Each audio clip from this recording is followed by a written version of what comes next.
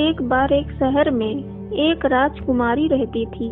वो बहुत धनी और सुंदर थी, लेकिन इतनी धनी होने के बाद भी उसकी लालच का कोई अंत नहीं था। उसे सोना और कीमती वस्तुएं बहुत ज्यादा पसंद थी, लेकिन ये बात भी बिल्कुल सच थी। वह अपनी बेटी को इस दौलत से ज्यादा प्यार करती थी।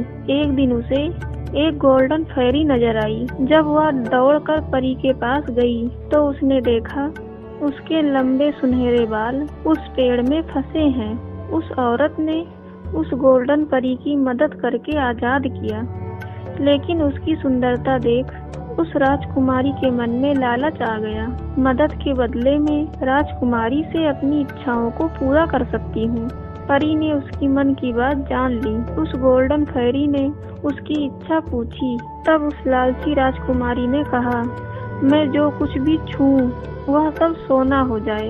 परी ने उसकी यह इच्छा पूरी कर दी। राजकुमारी ने अपने घर के बाहर बने बाग को सोने में बदल दिया। अब उसका पूरा बाग, फूल, फव्वारे सब सोने के हो गए। इस हकीकत को देख वह बहुत खुश हो गई।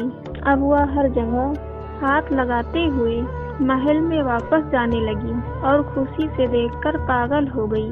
तभी उसके सामने उसकी खूबसूरत लड़की आ गई। उसने खुशी की वजह से अपनी लड़की को हाथों से गले लगा लिया, लेकिन कुछ ही देर में उसकी लड़की एक सोने की मूर्ति बन चुकी थी। ये देखकर उसको परी का वरदान याद आया और उसको अपनी सबसे बड़ी गलती का भी एहसास हुआ।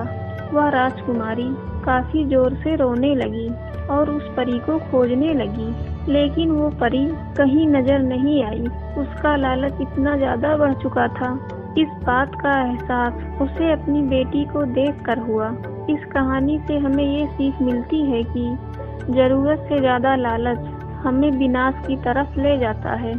लालची होना मूर्खता का काम है। गाइस, अगर आपको वीडियो अच्छी लगी तो लाइक शेयर सब्सक्राइब पर नोटिफिकेशन बेल को ऑन कर दीजिएगा। Thank you so much for watching this video.